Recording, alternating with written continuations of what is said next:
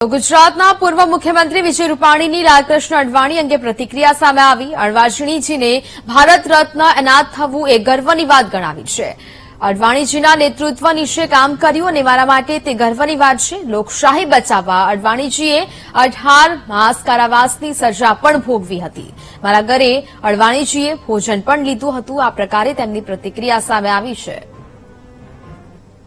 અડવાણીજીને ભારત રત્નથી નવાજવામાં આવ્યા છે।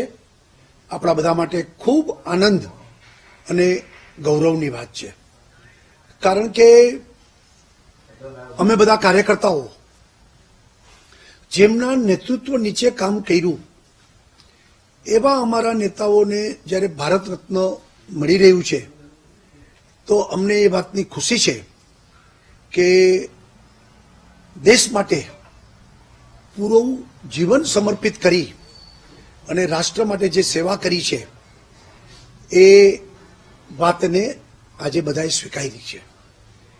એટલે અમારા નેતાઓ ઉપર અમને ગૌરવ થાય છે। આદરણીય અડવાણીજી એમનું સંપૂર્ણ જીવન દેશ માટે સમર્પિત રહ્યું છે।